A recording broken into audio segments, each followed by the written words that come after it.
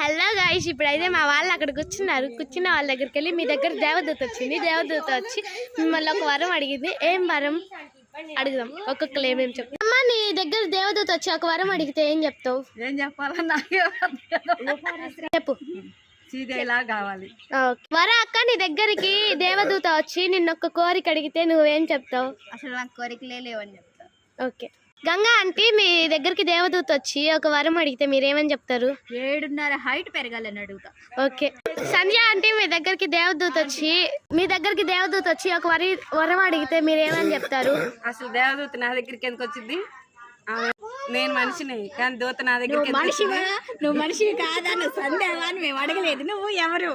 దేవదూత నా దగ్గరికి ఎందుకు వచ్చింది అసలు? ఆంటీ మల్లేష్ ఆంటీ, మీ దగ్గరకు దేవదూత వచ్చి ఒక వరం అడిగితే మీరేమని చెప్తారు? దేవదూత పైలోకాల్లో ఉంటది ఆమె, పెద్ద దేవదూత.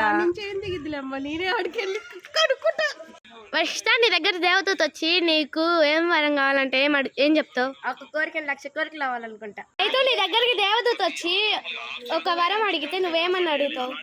మీరు మనుషులైతే నిహార్ ఛానల్ ని సబ్స్క్రైబ్ చేయకూడదు. నీ దగ్గర దేవదూత వచ్చి ఒక వరం అడిగితే నువ్వేమని చెప్తావు? YouTube channel delete చేయాలనుకుంటా.